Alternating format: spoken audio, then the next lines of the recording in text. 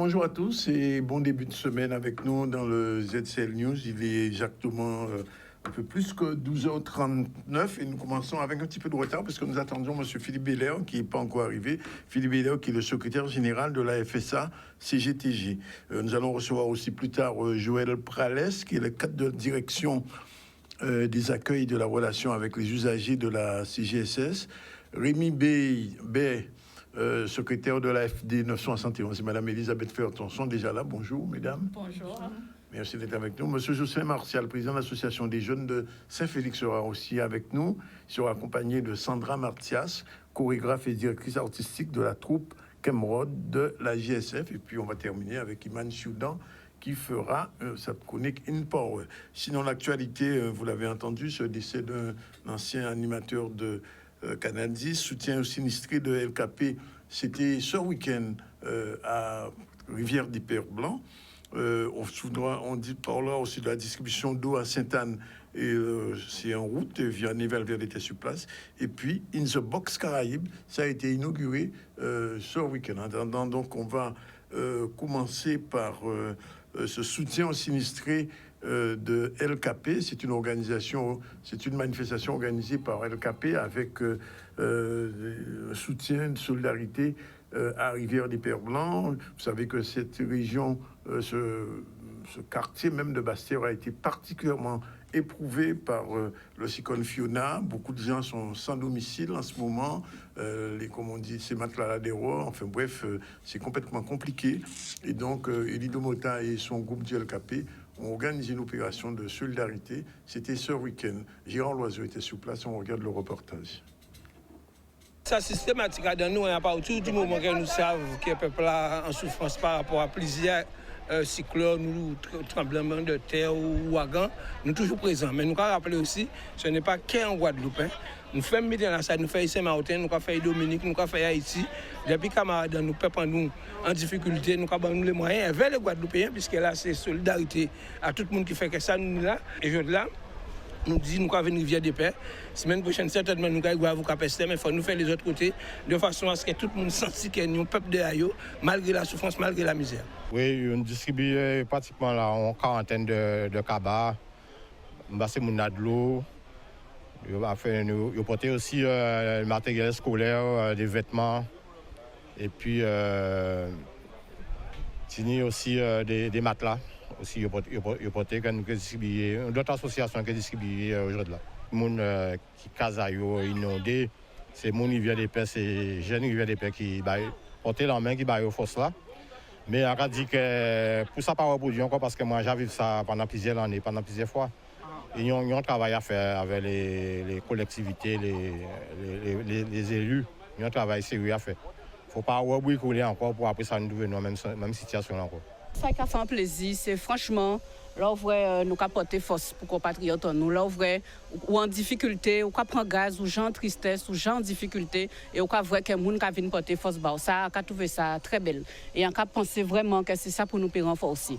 Parce que là, vrai, on y un événement contre là, le lendemain, on a senti qu'on a abandonné. Et bien, c'est là qu'on voit les gens qui portent force, qu'on revivre et on voit que tout but est possible. Depuis bon matin à 6 h, nous là, nous nettoyons des cases.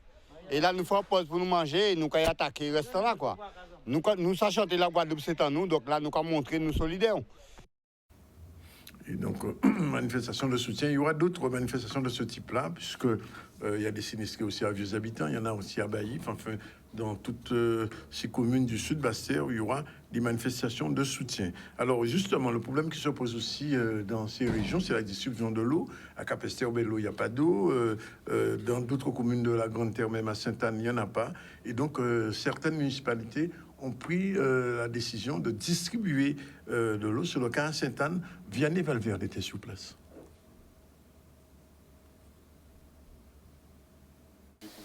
Là, on a été à Deauville, près de la Poste. Après, on a été aux 3 chemins de Pavillon. Et là, on fait l'école de Valier. Et tout à l'heure, on descend aux 3 chemins de Belle-Place. Éventuellement, on ira à Saint-Protais. Ensuite, on termine près de l'école de Bel-Étang. Effectivement, nous, après la tempête, nous avons, depuis, il y a un problème d'eau. Les habitants n'ont pas d'eau dans les robinets depuis la semaine dernière. Ça revient aujourd'hui, ça repart demain. Et la ville, en solidarité avec la population et aussi la préfecture, accompagne les collectivités à avoir de l'eau pour pouvoir distribuer aux habitants. Comme vous avez vu avec les deux collègues, les agents qui sont avec moi là, on a déjà ce matin dans 6 secteurs de Grand Fond, près de l'école Valier et aussi aux 3 chemins de place, distribué plus de 400 packs d'eau ce matin. Et là, il y a encore une forte demande. Les agents vont dans un secteur à Saint-Protais et aussi aller voir aussi il en reste de l'eau en mairie pour de façon satisfaire la population. Je suis passé ce matin pour dire effectivement à la population que dans le cadre de la tempête et aussi de la coupure d'eau qu'il y a en Guadeloupe, on connaît le problème de l'eau en Guadeloupe, donc il y aura une distribution de packs d'eau à l'école de Saint-Protais. Et malheureusement, les citoyens sont venus, mais il n'y a pas assez d'eau pour fournir à tout un chacun. Et normalement, c'est de la responsabilité de l'État, de la commune, de fournir de l'eau à la population lorsqu'il y a pénurie d'eau, lorsqu'il y a une casse, lorsqu'il y a un problème d'eau. Donc par conséquent, on attend que le camion peut-être fera encore 2 ou 3 voyages pour vraiment satisfaire la population, parce que là, ça rend encore plus frustré les gens lorsqu'ils se déplacent, ils attendent depuis ce matin pour leur donner un seul pack d'eau. Donc on fait le nécessaire là. Je vois avec les citoyens, je vais les contacter, les rencontrer à nouveau pour leur dire qu'on fera encore une autre distribution. Donc voilà comment ça s'est passé. Donc les gens ne sont pas satisfaits parce qu'ils ne pouvaient pas répondre à l'attente de tout un chacun.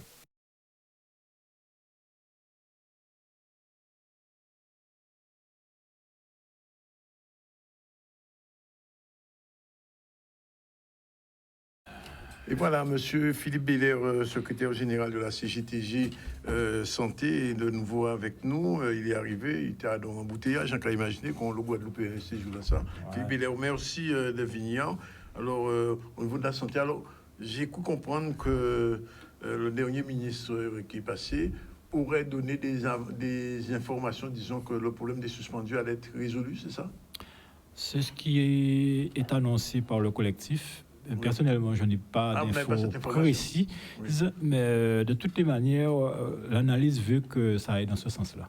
Oui. Je ne sais pas si vous vous rappelez dans les années 80, puisque c'est à la mode depuis la semaine dernière, cette affaire de glide et d'ARC, à un moment donné, c'était la discussion, quand il y a quoi faire, il va libérer, et finalement, il va bien libérer. Je crois que de toutes les manières, c'est sur la table, le gouvernement est acculé, le gouvernement n'a pas d'autre solution. C'est impossible de tenir le coup, d'autant plus que le système de santé est meurtri. Japanimon ou quoi, ou mettre mon ça n'a pas de sens. Et puis la décision qu'ils ont prise reste jusqu'à nouvel ordre, quelque chose de discutable, qu'ils le veuillent ou non, c'est discutable, dans la mesure où ça n'a pas fait ses preuves. Les décisions, les orientations qui ont été prises n'ont pas fait leurs preuves. Oui. La preuve en est, mais il y aura parlé de 8e vague. C'est quoi ça, on n'en finira jamais avec cette affaire. On n'a pas besoin d'être scientifique, contrairement à ce qu'il raconte comme connerie. On n'a pas besoin d'être scientifique, d'être virologue pour comprendre qu'il y a quelque chose de beaucoup plus financier derrière ça que de sanitaire. Quoi. Oui.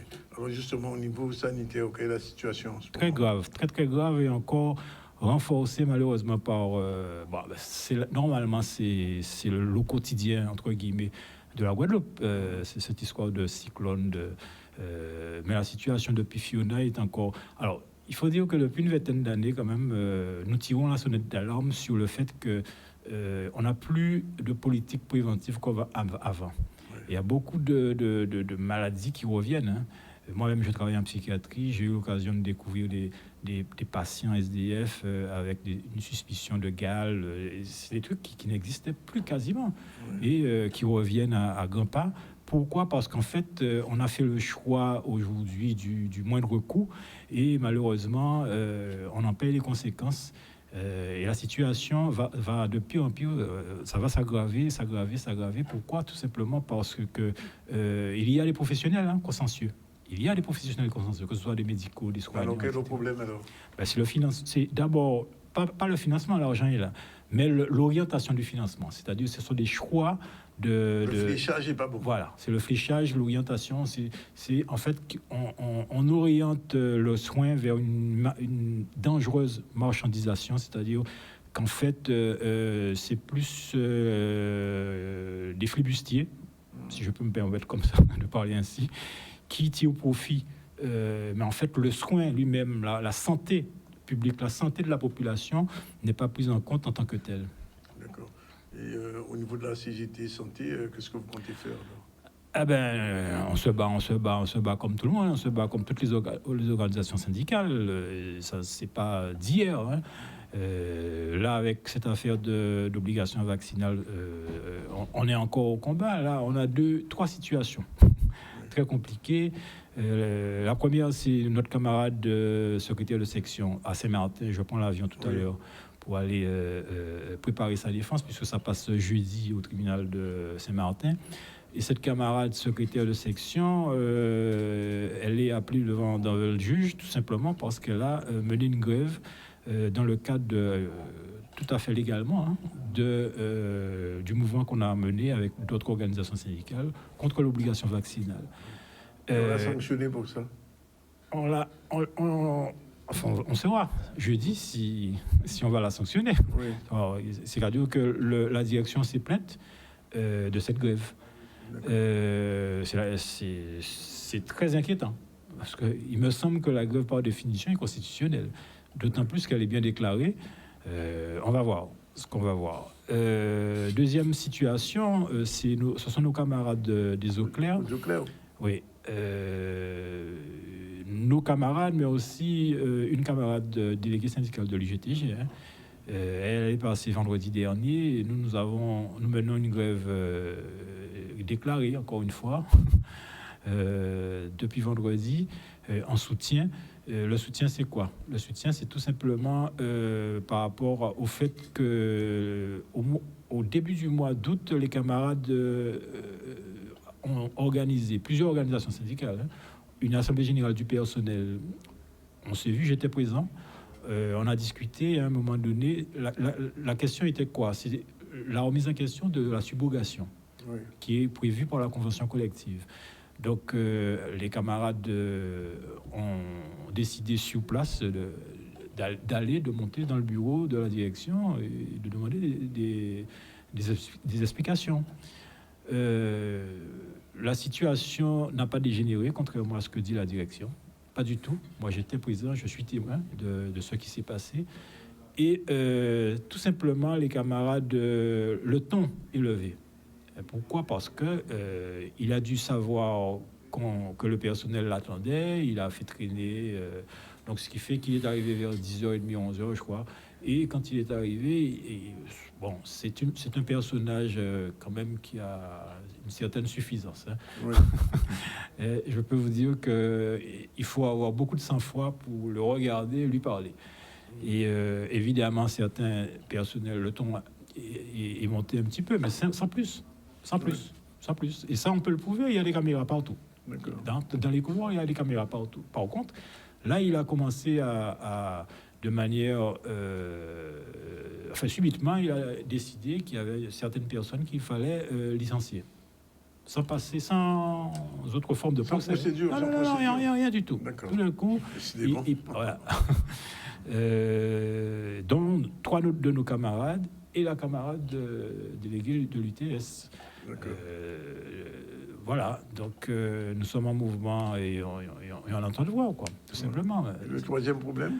Le troisième problème, ce matin, je viens de la voir, c'est une association, c'est une de nos camarades qui est aussi déléguée syndicale et qui a le texte sur justement l'abrogation, pas l'abrogation, pardon, c'est un lapsus, l'obligation vaccinale, dit que lorsque vous avez eu le Covid, vous présentez un certificat de rétablissement. Elle a présenté son certificat de rétablissement il y a même pas 15 jours, et là, ce matin, elle reçoit sa lettre de suspension. Ah bon. Voilà. Donc, en vertu de quoi? Comment? En vertu du fait que la direction ne respecte pas le propre texte qui a été voté. Tout simplement. Donc, et ça, on sent qu'il y a un mouvement qu'il y a un mouvement, il y a quelque chose qui bouge au niveau du patronat, des employeurs. Est-ce que c'est leur inquiétude du fait qu'ils se rendent bien compte que le gouvernement, tôt ou tard, va lâcher? D'accord. Hein? Ouais. Donc, ils essaient de faire un barreau d'honneur. Je ne sais pas trop ce qui se passe. Mais voilà. Mais nous aussi, nous croyons pas nous là. Hein? Qui nous pitié, qui nous moyen, qui nous là et nous allons résistance là jusqu'au bout. D'accord. Alors, autre question, bien comme on l'a posé aux questions là quand même, par rapport à l'hôpital là qui est ouvert là, est-ce que tout les bitins qui entrent en place? Parce que certains syndicalistes qui ont dit ou laissent penser que il y aura moins de lits, par exemple. Oui, c'est pas laisse penser, c'est l'objectif. L'objectif, parce qu'il faut bien comprendre, ils ont monté, c'est depuis Sarkozy, c'est vraiment une politique néolibérale. L'objectif, c'est de restreindre les moyens. Parce qu'ils estiment que... Parce qu'à un moment donné même, il y a un ministre qui avait parlé de lit debout. Parce que j'aurais aimé qu'il donne des détails sur ce concept-là. Mais enfin, ça veut dire, ce que ça veut dire quelque part, c'est-à-dire que il faut occuper des là et franchement, fou mal quand. Rentrer à Casar. Et ils ont dans leur tête, pas seulement ici, un peu partout, mais comme ici, ils veulent en faire une école. J'ai envie de dire une école. C'est beaucoup plus prégnant ici, dans la mesure où pour eux, il y a 800 agents de trop dans leur tête, dans leur calcul, au niveau du CHU. Donc, ils veulent en profiter pour le passage au nouveau CHU, mais aussi cette affaire de Covid pour éliminer pas mal de gens. Ça c'est la première directrice de l'ARS qui nous avait franchement dit ça, Villhomme. Elle nous avait franchement dit ça lors d'une réunion. C'est ça leur plan. Leur plan, c'est de simplifier la prise en charge sanitaire, l'organisation même sanitaire, simplifier au point, j'ai presque envie de dire, un jour, quand il passait à une espèce de scanner, ordinateur là qui dit tout ça, nous pouvons vous donner docteur, nous pouvons et le regarder. Et en bout de la chaîne là, un peu comme les caisses automatiques, en bout de la chaîne là, où ils vont en médicaments ou bon à thérapie génique, attendez-vous. Alors, bien content là, parce que m'en fait attention infirmière, m'en fait attention ce qu'il dit là, vous confirmez. Je confirme. Nous connaissons bien. Je confirme ce qu'il a dit, y compris la fermeture des lits dans les hôpitaux, ça fait un moment que ça dure. Et le fait d'enlever des lits, ça reçoit moins de patients qui sont obligés de se débrouiller par eux-mêmes. On n'a jamais vu des gens sortir de l'hôpital au bout d'une journée après une grosse intervention. Et bien maintenant, oui. Et l'infirmière libérale doit prendre en charge. Doit prendre en charge des patients qui ont besoin d'une surveillance permanente après une grosse intervention. Et ils veulent faire comme aux États-Unis, privatisation des hôpitaux.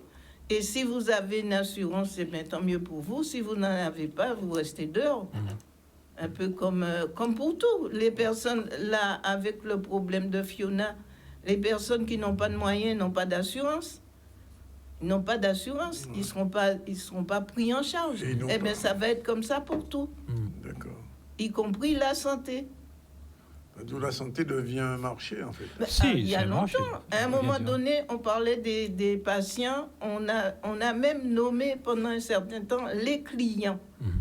Que beaucoup de syndicats se sont levés pour dire ce sont des patients, ce sont des malades, ce ne sont pas des clients. Et ils ont changé la formule. C'est vous dire qu'il y a longtemps qu'il y a ça dans leur tête. Et le Covid a été un moyen. Le feu à l'hôpital a été un autre moyen. Dès qu'il y a un problème, on rentre dedans, la porte est grande ouverte pour pouvoir mettre en pratique ce qu'ils veulent faire depuis des années. Simplement, les hôpitaux en psychiatrie, il y avait des hôpitaux spécialisés dans la psychiatrie. On a décidé, on va mettre un service dans un hôpital général. Et les patients vont être pris là. Et pourquoi il y a autant de personnes, on dit les gens ont fait ceci ou cela, ce sont des patients psychiatriques qui sont dans la rue comme vous et moi. Parce qu'on ne veut plus les prendre en charge. Ils coûtent trop cher. Ouais. Bon. Ouais. Alors, j'aimerais quand même revenir sur la question sur Perrin. Oui. Parce que c'est un combat que la CGTG, nos camarades justement du CHUG, avaient mené en termes de revendications pour reconstruire bien avant l'incendie. Hein. Oui. Si on se félicite que la revendication ait été entendue, par contre, sur le choix de manière pratico-pratique, ce qui a été fait, à notre sens, ça reste encore... il y a quelques critiques, notamment le lieu. Parce que d'un côté, il faut qu'on soit cohérent. D'un côté, il va même mettre des affaires qui le truc écologique, le fait que la température augmente. Oui. Le réchauffement voilà. Réchauffement climatique. L'expression me manquait. Ils mettent ça de côté en parlant de submersion à venir. Et on sait que c'est un coin particulièrement submersible, qui sera particulièrement submersible dans une 15-20 ans, maximum 30 ans. Oui. On le sait. D'accord ? Ils le savent tellement que ça a retardé. C'est à la dernière minute, en fouillant, ils se sont rendus compte certainement de leur inepties, quoi. Et là, ils ont renforcé. Mais je ne sais pas si ce renforcement-là donnera des résultats à long terme. Donc ça veut dire que le nouvel hôpital, un jour ou l'autre, il est fort possible qu'on soit dans une situation compliquée. Oui. Il est fort possible. Je ne le souhaite pas. Oui. Mais en tout cas, c'est encore un choix politique. On ne discute pas avec les professionnels. Nous sommes quand même les mieux placés pour discuter. Je ne dis pas que nous sommes là pour prendre la place des architectes, c'est pas ça. Hein. Mais au moins avoir l'avis des patients, des professionnels sur l'opportunité géographique, l'opportunité sur les choix. Oui. Au moins. Non, ce sont des technocrates qui décident. Ok, c'est eux qui financent, c'est eux qui décident. Bon, d'accord. Mais là, on va voir. Je vous dis ça. Hein. Nous aurons à mon avis, à minima dans une vingtaine d'années, on aura les soubresauts. Bien. Alors, donc, on rappelle que vous partez à Saint-Martin pour soutenir une de vos collègues. Préparer d'abord la défense et soutenir notre camarade. Aux eaux claires, il y a un souci avec un employé de... Avec 4. Combien? 4. Il y a une déléguée de l'UGTG et 3 camarades de chez nous. Et 5 même, pardon, parce qu'il y a une collègue qui n'a pas d'appartenance syndicale, mais on soutient en difficulté. Voilà. Bien. Monsieur Billet, on vous remercie. Merci beaucoup. Et puis, à bientôt, quand il va dire Cameroun. Et 13h02, on prend la première fois. On se retrouve tout à l'heure avec Madame B et Madame Ferton. On va parler justement d'un autre problème avec les secrétaires de l'AFD, l'Association française des diabétiques, puisque la semaine dernière, il y avait la Journée internationale des diabétiques. Ces deux personnes m'ont parlé un petit peu de cette journée, et puisqu'il y a eu une manifestation vendredi, il y aura une autre le 30. À tout de suite. Okay. Voilà, il est exactement 13h08 dans le ZCL News. On va recevoir dans un instant Madame B et Madame Ferton. Bonjour. Bonjour. Pour la semaine nationale du diabète. Oui. Il y a déjà une première manifestation. Et dans un instant, on va recevoir Madame Pralès, Joël de son prénom, cadre de direction en charge de la direction des accueils de la relation avec les usagers à Bergevin sur un endroit qui avait été détruit, qui est reconstruit. Bon. Bonjour. Bonjour, merci Dani, d'être là. Bonjour les téléspectateurs. Alors, la semaine nationale diabétique, alors il y a une association, l'AFD 971. Quel est votre rôle exactement dans cette semaine? Tout d'abord, je vais profiter pour présenter l'association pour ceux qui ne connaissent pas l'AFD 971. Donc, l'année prochaine, nous allons fêter nos 40 ans, donc restez connectés. Donc, elle est née en 1983 de la volonté de soignants et de patients qui souhaitaient améliorer la qualité de vie des personnes atteintes par le diabète. Donc, on est une association loi 1901 et affiliée à la Fédération française des diabétiques. Nos objectifs ne cessent d'évoluer. Donc, nous sommes là pour améliorer la prise en charge des personnes atteintes par la maladie, rompre l'isolement créé par le diabète, apporter une aide psychologique aux patients, développer des missions de proximité et auprès du grand public, que ce soit des actions d'information, d'éducation et de prévention, comme on a fait lors de la journée nationale de prévention du diabète à Sainte-Anne, pratique de l'activité physique. Oui, c'était la journée de vendredi. Tout à l'heure, oui, allez-y. Assurer un accompagnement dans le cadre du dispositif Élan Solidaire, c'est des groupes de rencontres qui sont animés par des bénévoles patients experts. Voilà. Et donc, cette association aide les diabétiques. Mais alors, quand vous organisez une journée comme celle du 23 et bientôt celle du 30, quel est l'objectif de cette journée? C'est uniquement les diabétiques ou les parents des diabétiques? C'est toute la population. C'est une journée de sensibilisation. Alors, Madame Ferton, vous êtes infirmière. Oui. Vous êtes membre de l'association ou pas? Oui, oui. Aussi? Oui, alors, quel est votre rôle en tant qu'infirmière dans cette En tant qu'infirmière, donc, quand il y a des manifestations, il y a toujours des infirmières sur le lieu. Parfois, on fait des tests pour dépister si le diabète, le taux de sucre, et on explique. C'est de la prévention. On explique aux gens. Parce que en Guadeloupe, il y a 11% de la population diabétique, mais il y a beaucoup de personnes diabétiques qui s'ignorent. Oui. C'est une maladie silencieuse, on m'a dit. C'est une maladie silencieuse et quand ça se réveille, parfois, c'est déjà très bien avancé. Donc, nous sommes sur tous les lieux, par exemple, le Tour de la Guadeloupe. On est sur tous les lieux et on fait de la prévention, de l'éducation et on informe. Donc, nous nous tenons à la disposition. Nous faisons aussi des accueils personnels ou en groupe. Nous tenons des réunions avec des patients diabétiques, aussi bien la famille, parce que parfois ça pose des problèmes dans la famille, parce qu'il y a un régime à respecter, il y a des médicaments, il y a des surveillances. Un diabétique doit surveiller ses pieds, parce que ça peut poser des problèmes au niveau des pieds, vu que le diabète touche les articulations, touche le cœur, touche les yeux, le foie. Donc, il faut qu'on explique aux gens que c'est important de cette surveillance parce que sinon, ils se retrouvent avec beaucoup d'autres problèmes. Et étant donné qu'en Guadeloupe, il y a 11% de la population diabétique, nous tenons à informer les gens qu'il faut surveiller, il faut avoir une alimentation. C'est surtout l'alimentation équilibrée. La question alimentaire, c'est que beaucoup de Guadeloupéens consomment trop de sucre, il faut le dire, entre autres. Entre autres, c'est-à-dire que... Boisson sucrée. Boisson sucrée. Donc, une canette d'ordinaire. Oui. Ah oui. C'est 5 cuillerées de sucre, c'est ça? À environ une dizaine de morceaux de sucre. Un morceau de sucre? Oui. Ouais. Ah oui. L'autre fois, j'ai entendu une baguette de pain, et c'était une émission qui était en France, une baguette de pain à peu près 8 morceaux de sucre. Et on ne le sent pas sucré. Normal, hein, oui. On ne le sent pas sucré. Oui. Donc, il y a beaucoup de sucre caché. Et finalement, si vous prenez, par exemple, une baguette et vous buvez un ordinaire, oui. Oui. Voilà. Le compte est bon. Alors, on insiste sur l'alimentation de tout un chacun. D'accord. De tout un chacun. Il faut un apport de protéines, de calcium, de sucre lent avec les féculents, de sucre rapide avec le sucre et des jus de fruits maison. Des jus de fruits. Alors, précisez quand on dit jus de fruits maison.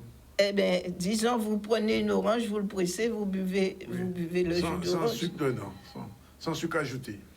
Si vous pressez une orange, c'est assez sucré. Hein. Oui, enfin, ça dépend quand même. Hein. Mais oui. Il y a des oranges qui ne sont pas sucrées. Hein. Oui, mais c'est une question, le goût, c'est une question d'habitude. Hein. Les personnes qui mangent avec du ketchup, eh ben, tant qu'il n'y a pas de ketchup, ils ne trouvent pas le goût. Oui. Celui qui mange avec du piment, tant qu'il n'y a pas de piment, il ne trouve pas le goût. Celui qui mange très salé, hein, eh ben, il va trouver que c'est fade. Oui. Donc, c'est une question de goût. C'est pour ça qu'il faut prendre des bonnes habitudes et inculter des habitudes alimentaires aux enfants. Et ça reste. Oui. Par exemple, un enfant, il est gentil, on va lui dire, eh bien, t'as été gentil, je te donne un bonbon. Oui. C'est une mauvaise habitude. Parce que chaque fois qu'il aura besoin de réconfort ou il va prendre du sucre. On crée le réflexe de Pavlov. On crée le réflexe. De Pavlov, nous sommes là pour éduquer.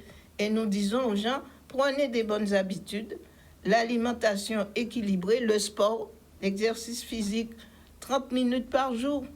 Oui. 30 minutes, c'est vite fait. Hein? Vous garez votre voiture, par exemple. Vous qui venez ici, mais oui, vous venez ici, vous garez votre voiture un peu plus loin et vous venez à pied. Oui, mais on le fait déjà. Ben voilà. Oui, on le fait. Donc, il faut le dire autour de vous pour que les enfants, les déposent devant l'entrée de l'école. Oui. Oui, ça. Alors bon, voilà. Après arriver, les enfants font de moins en moins de sport. Oui, c'est vrai. Moins en moins de sport. Même les adultes, d'ailleurs. Les adultes aussi. Mais si l'adulte va faire du vélo, il va emmener son enfant. Et l'enfant va prendre l'habitude, le dimanche matin, on fait du vélo. Et votre association dit cette prévention, cette prévention. Oui. On pratique des activités physiques adaptées. Mais Madame B, vous avez dit que l'association existe depuis 40 ans, mais je vois que le nombre de diabétiques augmente avec le nombre des années. Avec la malbouffe. Ah, c'est la malbouffe, le McDo et les KFC. Voilà, c'est pas l'association qui met le diabète sur les gens. Oui, non, on est là pour les aider à mieux vivre. Non, j'ai pas dit ça.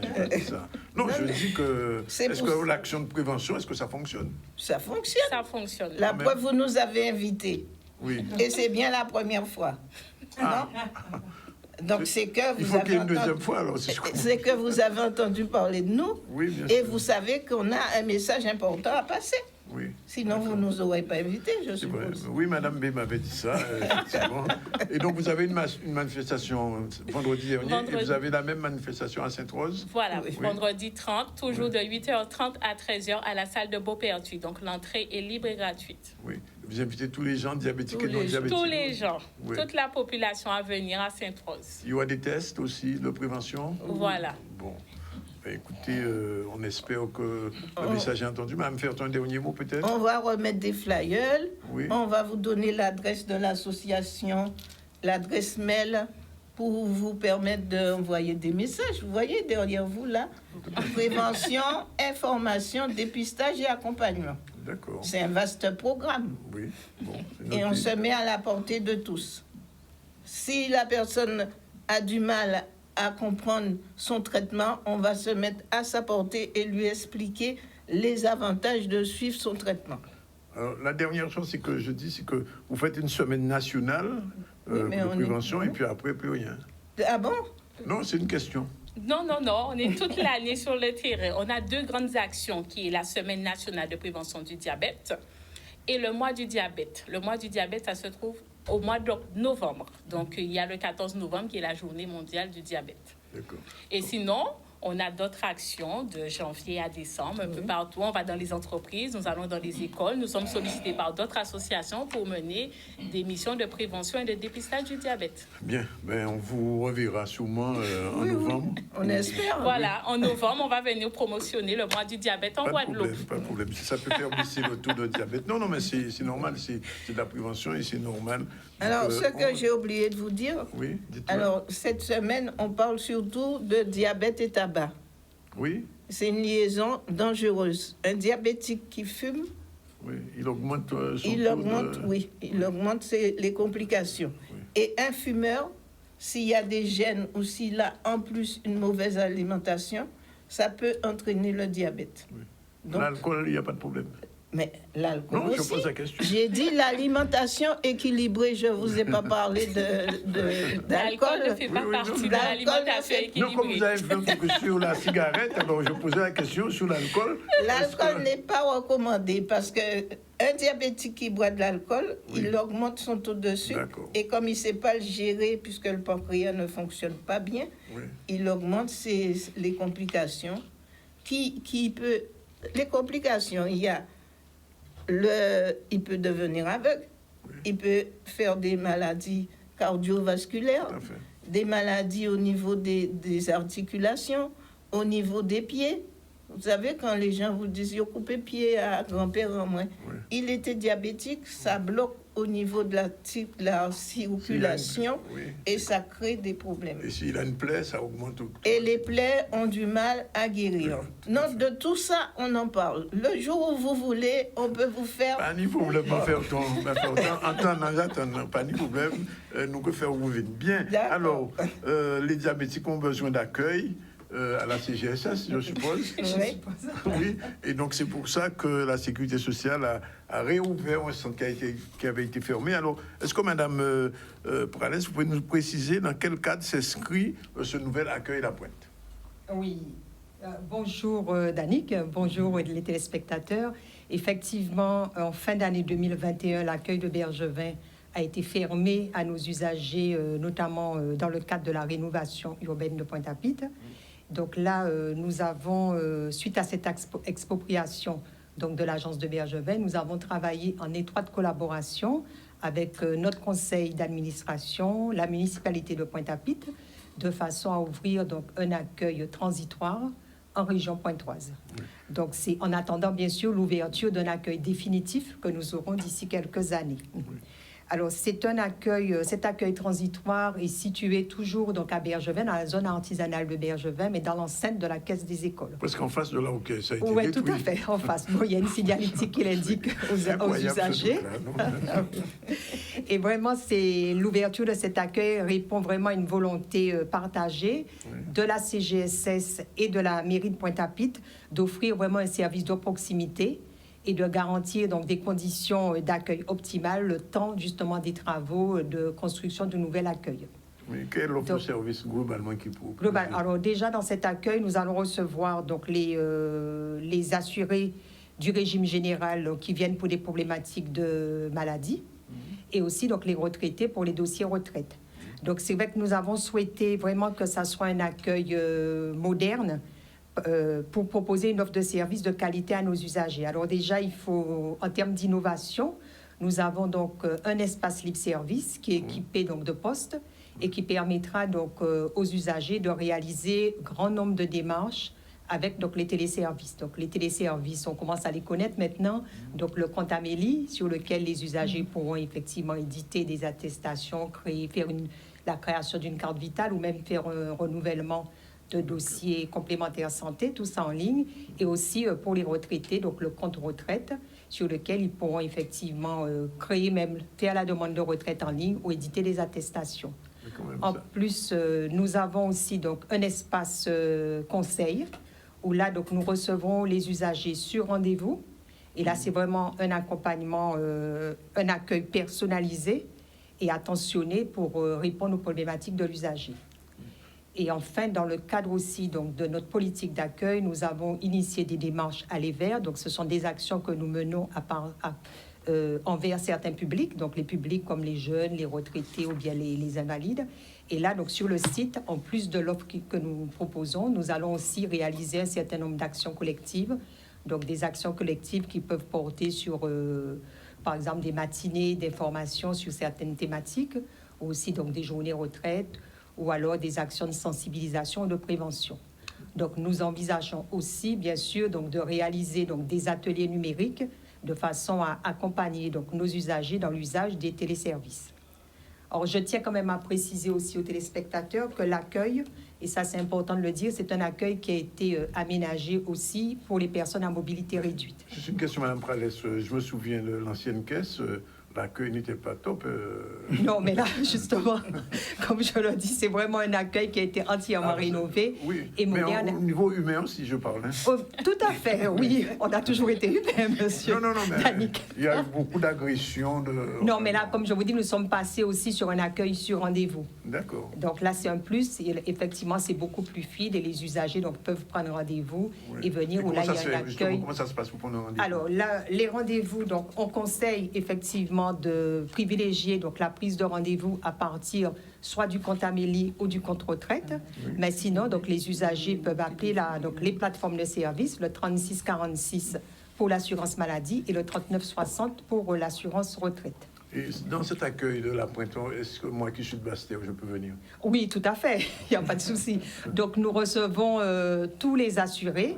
Donc c'est vrai que depuis l'ouverture, nous avons plutôt reçu donc, des personnes qui sont dans l'agglomération pointoise. Mais c'est pas limité, Non, c'est pas limité, pas du tout. Chaque assuré est libre, vraiment libre du choix donc, de son accueil. Et surtout maintenant, avec la prise de rendez-vous, donc l'assuré fait le choix vraiment de l'accueil où il souhaite être reçu. Il y a des horaires particuliers? Les horaires, c'est les mêmes horaires que nous avons donc, dans nos autres sites d'accueil, donc de 8h à midi, du lundi au vendredi. Et nous avons bien sûr une attention particulière pour les assurés donc en grande difficulté, qui ont une urgence, les cas d'hospitalisation ou de rupture de droit, où là, ça nécessite une prise en charge immédiate. Le seul souci qu'il y a, c'est les gens qui n'ont plus d'Internet à cause de Fiona. Non, donc cela, non, il y a quand même notre espace libre service. Donc on a mis à disposition donc des usagers.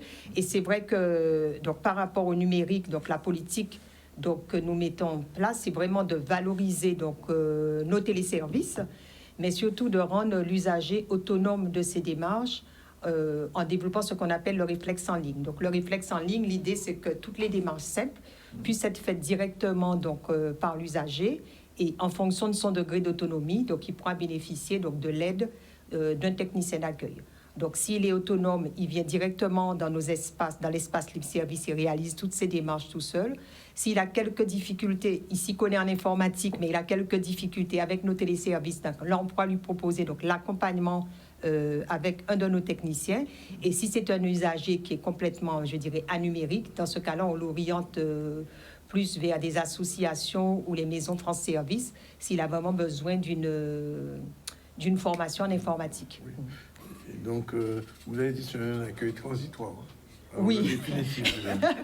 Oui, il est transitoire. Donc là, nous sommes sur un projet ambitieux avec la municipalité de Pointe-à-Pitre, où là, ça va être vraiment l'accueil, je dirais l'accueil d'avenir, où il y aura une représentation sur le même site de l'ensemble des branches de la CGSS.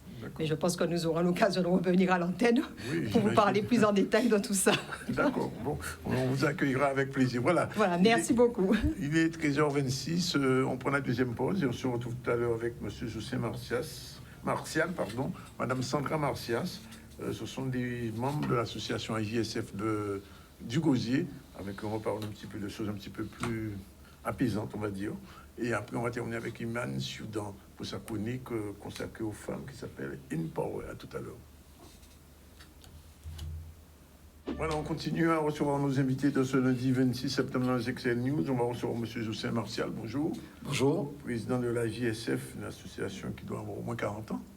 44 ans. 44 ans. Exactement. Et Sandra Mathias, qui est chorégraphe et directrice donc artistique de la troupe Kemrod, c'est ça? Exactement. Bonjour à tous. De la JSF. Vous étiez en Italie avec le groupe? Bien sûr, avec mon joli t-shirt. Ah, d'accord. Oui. Et on va terminer avec Iman Soudan, chronique In Power. Bonjour. Bonjour Iman. à tous. Ça va? Très bien. On parlera de la peur. Oui. J'ai peur d'avoir peur. Bon, alors, on va commencer avec la JSF. Alors, présentez-nous un petit peu cette association de 44 ans. Vous avez grandi dans la JSF, alors? Pardon? Vous avez grandi dans la JSF? J'ai presque grandi dans la JSF. En tout cas, j'ai intégré la JSF très jeune. Oui. Et même mes enfants, aujourd'hui, qui ont 28 ans, 21 ans, tous connu ont la grandi JSF, avec l'association. Combien de maires la JSF a déjà vu? Pardon? Combien de maires la JSF a déjà vu à Gosier? Combien de maires la JSF a vu depuis le docteur Hélène. Hélène, depuis Hélène, vous êtes là? Depuis Hélène, la JSF existe. Wow. La JSF est là depuis 1978, oui. Qui a été créée par feu Madame Jeanne Carmélite, oui. Qui a été fondatrice de l'association avec Christian Thénard, à qui j'ai succédé, et bien d'autres. Et depuis, l'association continue d'évoluer, continue de faire son petit bonhomme de chemin. Oui. Et c'est une association culturelle, mais pas que. Vous avez plusieurs domaines d'activité. Alors, on a plusieurs domaines d'activité, c'est vrai, en passant par le football, le nautisme, la gym, pétanque. Nous avons la poésie aussi. La poésie également, puisque je profite pour faire une salutation à Guylaine, qui a organisé cette très très belle manifestation avec près d'une centaine de personnes qui ont participé. Bientôt on aura l'édition numéro 2 parce qu'elle travaille déjà dessus et elle est en train de faire un gros travail. Et aussi on a d'autres activités comme le centre de vacances et l'hébergement concernant pour les enfants, périscolaire également. On a d'autres activités comme nous avons lancé il y a 2 ans, 3 ans, mais c'est un projet qui a 4 ans, puisqu'on a commencé à initier ça depuis 2018, c'était de préparer la possibilité de donner aux personnes âgées cette adaptabilité à tout ce que nous connaissons aujourd'hui, qui est le numérique. Oui. Puisque c'est vrai que par ma profession, exactement des relations que nous avons constaté qu'il y avait un grand déficit à ce niveau-là, mais surtout qu'il y avait la peur de l'avenir, la peur déjà du présent. La peur tout à l'heure. D'accord. La peur déjà du présent, la peur de l'avenir. Et puis aujourd'hui, quand nous voyons avec quelle rapidité que nos jeunes utilisent le portable, parce qu'aujourd'hui avec le portable nous faisons tout. Le portable, c'est un ordinateur pour voilà, des envois de mails. On peut même aujourd'hui taper rapidement un courrier et l'envoyer parce qu'il y a une nécessité d'urgence. Il fallait trouver des solutions pour justement nos aidants et aussi les personnes âgées à travers ce numérique. Alors, avant de donner la parole à Madame Macias, vous êtes parti en Italie. Qu'est-ce que vous êtes allé faire là-bas? Alors, je vais laisser effectivement la parole à Sandra parce que depuis plusieurs années, nous avons eu l'occasion de participer au Salon de Paris. Nous avons eu l'occasion de participer, de faire de grands spectacles au Centre des Arts, au Palais des Sports du Gosier, la salle Laura Flessel de Petit-Bourg. Et il y a eu une forte demande, justement, de nos amis extérieurs. Et je profite pour faire une salutation au GECAN, Guadeloupe Culture en nous, qui fait un travail exceptionnel sur la culture antillaise, sur l'Europe. Et nous avons été sollicités, justement, pour participer au Festival mondial de danse folklorique au Pérou, que nous avons, et grâce à Sandra, avec toute son équipe, puisqu'il y a un travail qui est fait, un travail formidable, et je profite, permettez-moi, de saluer le conseil d'administration de la JSF qui fait un gros travail également. Et je pose une petite virgule, permettez-moi aussi, c'est de saluer et d'avoir une pensée très forte pour tous ces Guadeloupéens qui ont eu, à travers le cyclone du week-end dernier, des dommages, et que la JSF est de tout cœur avec vous. Mais surtout, nous allons essayer de mettre en place, pas que nous allons essayer, ça va se décider ce soir, de mettre en place des propositions avec le conseil d'administration de façon à les aider, c'est-à-dire en guise de solidarité, parce que Guadeloupe, avant tout, c'est un petit pays, mais c'est un pays de grand cœur. Et par conséquent, Sandra, avec son équipe, eh bien, ils ont remporté ce championnat du monde en 2019, effectivement. Et là, je vais lui laisser la parole parce que la suite, c'est elle et son équipe. Alors, on vous écoute, Sandra. Oui, alors, donc, comme Jocelyne l'a dit, nous avons le plaisir et l'honneur de représenter la Guadeloupe à l'international. Donc, vous êtes bien chez nous, mais à l'international. Donc, on a participé au Festival des folklores du monde au Pérou.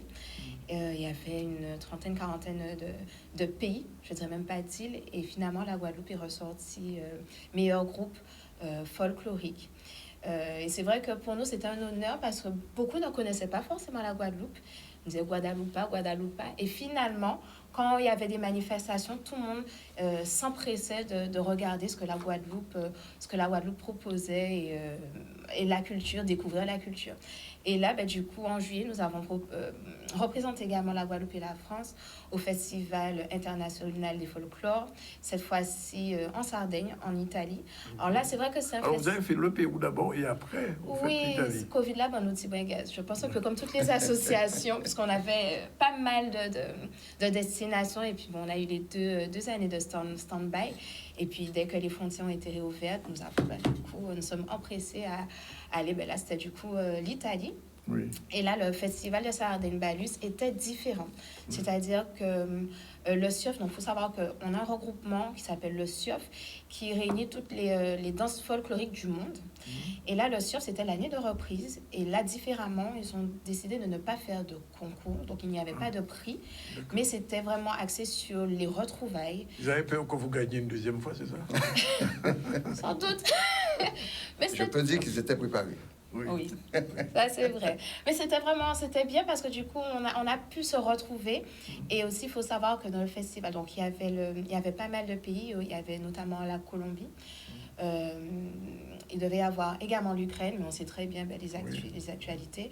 Et du coup, ils n'ont pas pu venir et on a voulu montrer notre soutien et vraiment se retrouver. C'était vraiment très, très, très belle. Et combien de personnes vous emmenez avec vous quand vous partez comme ça en mission? Quasiment 30. Voilà, quasiment 30 personnes entre musiciens, donc il faut compter aux alentours de 9 musiciens, il y a une quinzaine de danseurs, et puis après il y a tous ceux qui sont autour, qui nous accompagnent, puisque, alors la différence qu'on a par rapport aux autres groupes, ils ont assez souvent une seule tenue, et ils font toutes les prestations, donc en fonction du jour au lendemain, on nous dit, bon, il nous faut une prestation de 10 minutes, 15 minutes, 30 minutes, 1 heure. Les autres, ils restent avec leur tenue. Sauf que nous, on a plusieurs rythmes. Chaque rythme a un sentiment et chaque sentiment aussi a une tenue. Donc, entre deux... C'est vous qui dirigez la chorégraphie de tout le groupe. Voilà. Alors, je ne suis pas seule. Je suis aussi avec Samira et Lapin. Et un bel beau pour Samira. Parce que c'est vrai que je donne les idées, mais elle est vraiment là pour soutenir.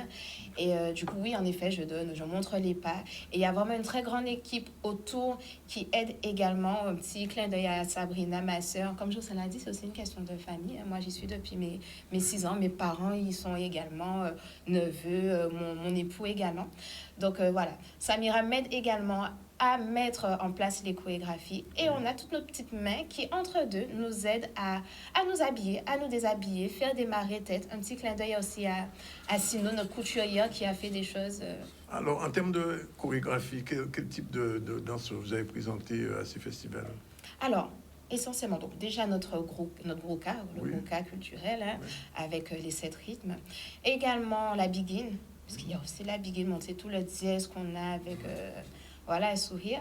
Et puis, on a aussi des créations, parce qu'on a le carnaval.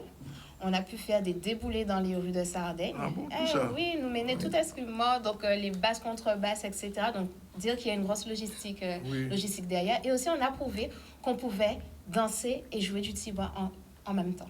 Tout ça? Voilà, donc il y a aussi des créations. C'est quelque chose un peu remis au goût du jour. Et en termes de... avant de passer à une dernière question, en termes d'organisation, combien de temps vous mettez en place une chorégraphie comme ça quand vous préparez ce genre de manifestation? Alors, là, ça a été fait, je dirais, un peu rapidement, parce que justement, on était assez incertain. Il y avait l'histoire de passe sanitaire, et puis bon, on sait comment... voilà, tout ça s'est orienté en espace de 2 mois. Hein. 2 mois. En 2 mois? Voilà, en 2 mois. Et puis, les filles et garçons se sont hâtés en répétition. Il faut savoir qu'on a également des danseurs qui sont sur la métropole, qui viennent, qui sont issus de la JSF, et qui ont appris les chorégraphies par des vidéos à distance. Ils sont venus 2 semaines avant, et puis après, on est parti, et toute vitesse aux affaires. Non, mais c'est dingue. Alors, donc, je vois que vous avez une manifestation le 2, la semaine prochaine. Voilà, exactement. La journée Porte Grand Ouvert, qui aurait dû être faite il y a 2 semaines, mais par rapport aux intempéries, donc nous l'avons reporté. Voilà. Et nous attendons toute la Guadeloupe. Vous êtes cordialement invité, madame, monsieur, de façon à participer avec nous. Alors, ça se passe où exactement? Ça se passe dans notre maison pour tous, sur le port départemental à Saint-Félix. Quand vous êtes au rond-point, tout de suite, la première à droite, et là, vous tombez directement sur le local. Il y aura tous... Alors, qu'est-ce qu'il y aura cette journée?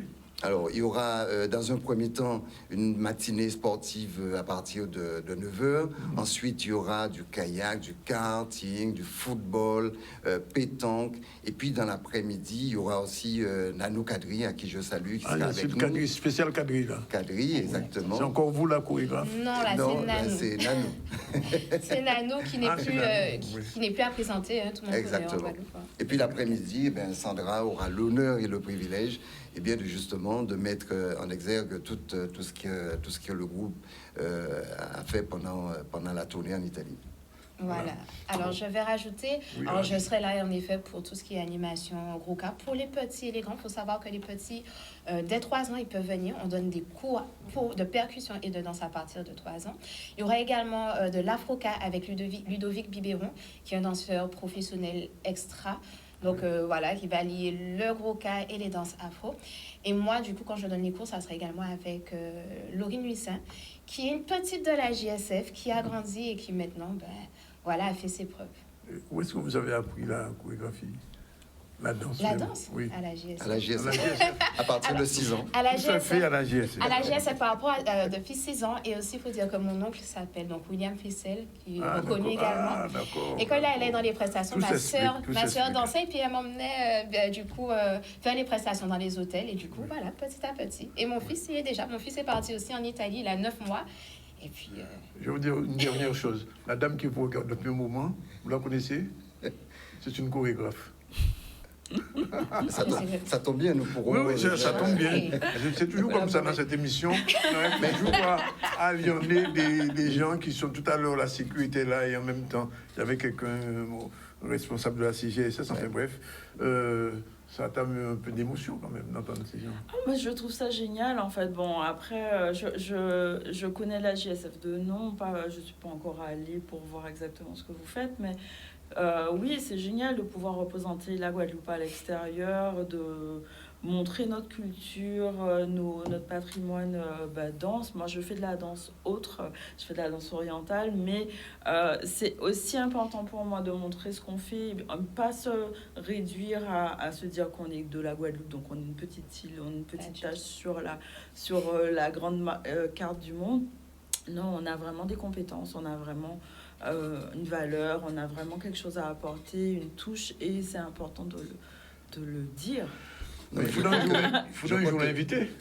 Elle est invitée. Et je Bon, profite pour dire, madame, nous avons, au niveau de la GSF, et Sandra étant présente pour pouvoir confirmer, on a testé plusieurs, non seulement le gros cas avec d'autres danses, et ça a donné des résultats extraordinaires. Alors, pourquoi pas demain tester quelque chose? Ça serait bien. Vous êtes bon, on voilà. vous attend dimanche. Joli en j'ai fait. Pour faire des échanges. Okay. Merci. On passe tout de suite à la chronique de Iman. Aujourd'hui, elle ne parle pas de chorégraphie, mais elle parle de peur, justement. Bonjour. Je parle de peur, je parle de développement personnel, de comment utiliser la peur positivement, en fait, dans sa vie. Son générique, c'est parti.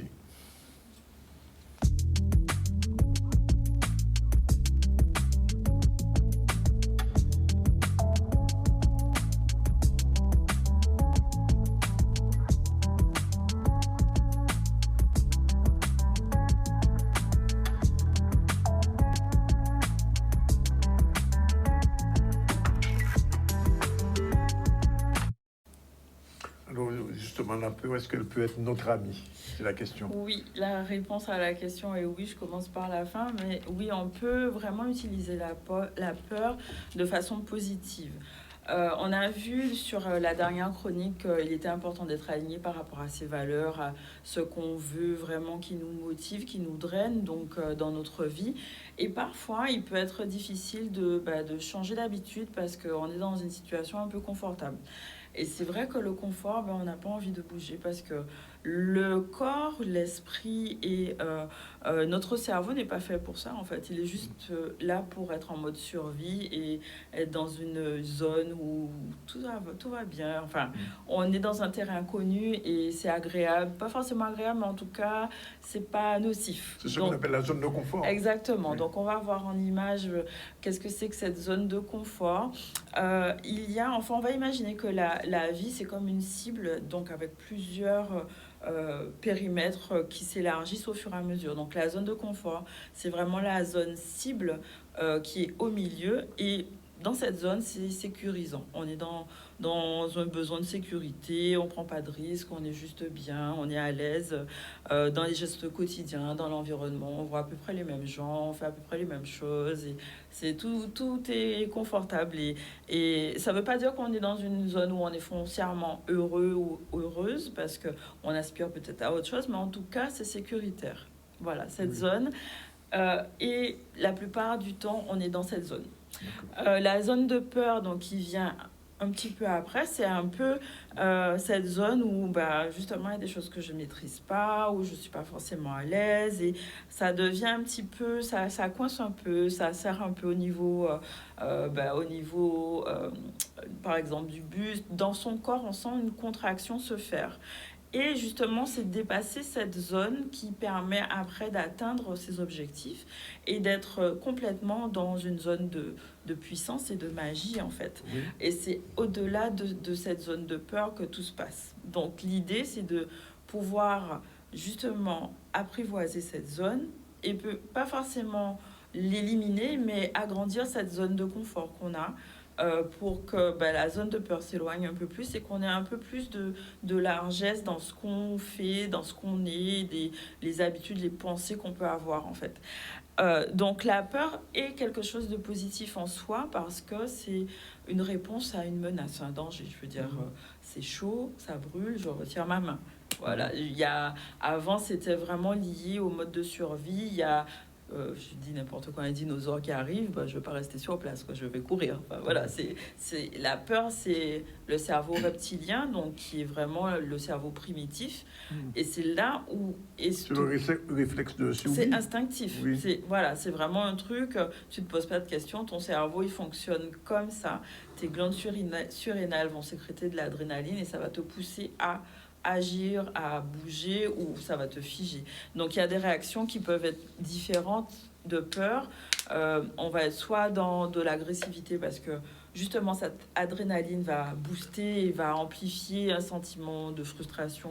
Je vais être dans le crier, exacerber en fait ce qui se passe à l'intérieur de moi, ou alors paralysé, vraiment on est dans un mode freeze et on peut plus bouger, ou alors on va être dans une fuite où je fais exactement comme si cette peur n'existait pas, je vois pas, je change de situation, je suis un peu dans une politique de l'autruche. Donc ça c'est des réactions par rapport à la peur qui permettent de voir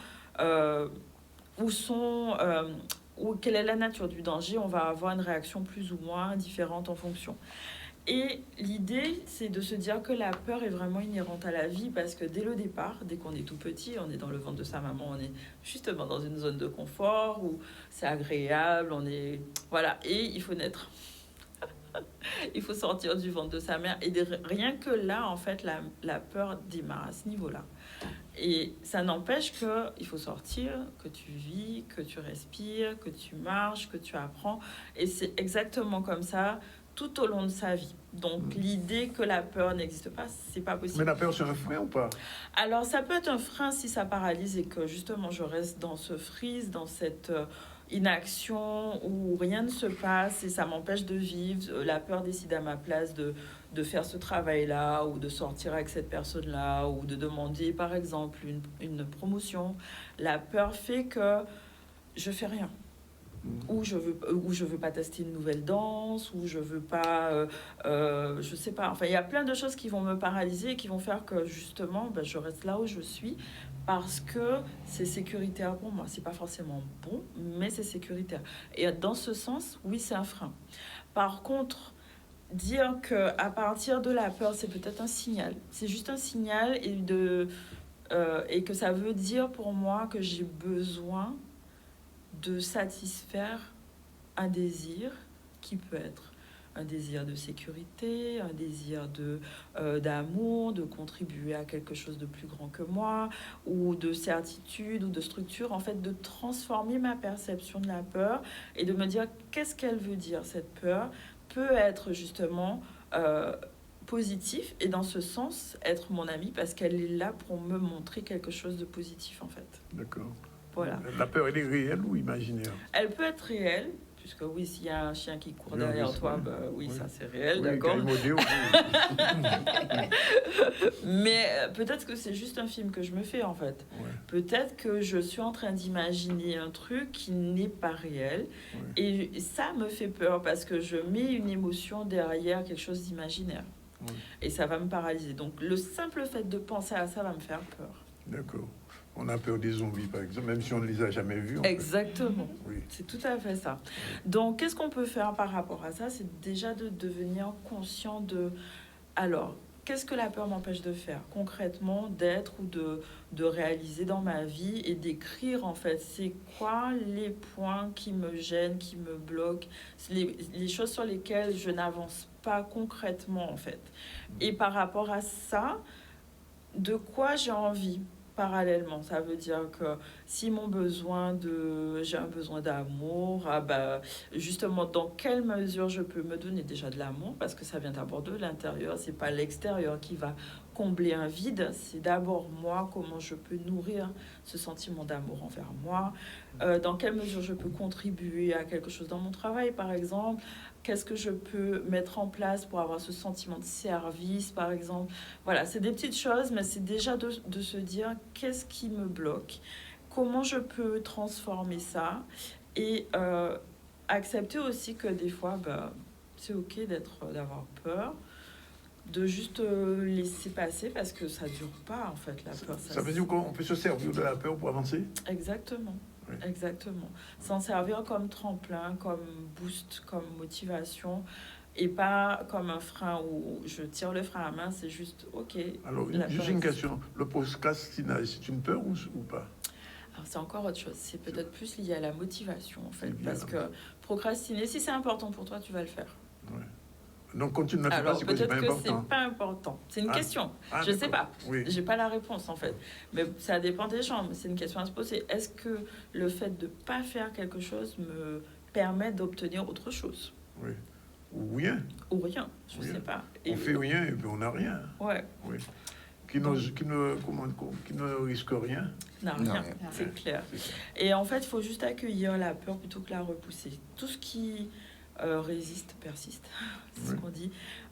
Et juste d'accueillir en fait ces sentiments, ces émotions, et de dire que je suis comme ça à ce moment précis de ma vie. Ça ne veut pas dire que c'est toute ma vie que je vais être en sentiment de peur. Aussi accepter peut-être d'être accompagnée pour traverser des choses. Alors des phobies, oui, il y a vraiment besoin d'avoir un thérapeute pour accompagner justement, pour dépasser ça. Mais il y a des choses qu'on peut faire aussi, soit tout simplement juste en étant à l'écoute de qui on est, quoi. Voilà. Ok, j'ai plus peur. Ok, elle m'a rassuré. C'est le dernier mot, le courage et le juste milieu contre la peur. Et l'audace. Et l'audace. Merci Iman, coach, mais aussi coach de danse aussi, coaching et thérapie. Coach, thérapeute, professeur de danse, infirmière, maman, voilà. Bien, voilà, il est pratiquement 14 heures. On a reçu aujourd'hui Philippe Belair, qui était le secrétaire général de la FSA CGT pour des problèmes qui se posent à la clinique des Eaux Claires, mais aussi à Saint-Martin. Avec lui, on a fait le point. On a reçu Joël Prades, cadre de direction en charge de la direction des accueils à Pointe-à-Pitre, puisqu'il y a un nouveau bureau d'accueil qui s'appelle Accueil La Pointe, qui est aussi ouvert à Bergevin le 19 dernier. On a reçu aussi Madame Rémi B, secrétaire de l'Association française des diabétiques, et Madame Elisabeth Ferton, qui est infirmière. Avec ces deux personnes, on a parlé de cette journée du 23 et celle du 30 pour les diabétiques, parce que j'ai appris aujourd'hui qu'il y a 11% de Guadeloupéens qui sont diabétiques. C'est trop, parce que trop de sucre, trop de repas sucrés, trop de boissons sucrées, effectivement. Et donc, ces personnes reviendront pour parler un petit peu davantage du diabète. José Marcel, le président de la JSF, association de 44 ans, avec sa chorégraphe number one, Sandra Mathias, qui était là, qui nous a expliqué les voyages récents au Pérou, où la JSF a remporté le challenge. Et dernier voyage, c'était en Italie, il n'y avait pas de challenge, malheureusement. Il y a un prochain voyage qui est prévu? Oui, très bientôt. On ne peut pas dévoiler. Et l'année prochaine, avec les enfants. Avec les enfants. Tout petits et au Cabamungaz. Donc oui, on les fait donc, voyager. Ça. Alors, ce qu'on peut dire aux auditeurs de Canal 10, c'est de suivre les actualités sur AJSF, espace.AJSF et sur Facebook. Et comme ça, ils auront toutes les informations. Sinon, rendez-vous dimanche à 9h. Dimanche à 9h pour le grand porte ouvert. Et avec Iman, on a fait le tour de la peur. Donc, ça y est, vous n'avez plus peur. Vous aviez peur maintenant. Contactez Iman, elle peut vous aider à surmonter ces peurs. Mais elle a aussi dit que la peur peut être un booster pour pouvoir faire un certain nombre de choses. Voilà, on a fini aujourd'hui. C'est Yann qui était à la réalisation. On se retrouve demain à 12h30 pour une nouvelle édition du ZCL News en direct de Canal 10, de C10 FM et de RHT. Si vous êtes en radio, allez, ciao, bye bye, à demain.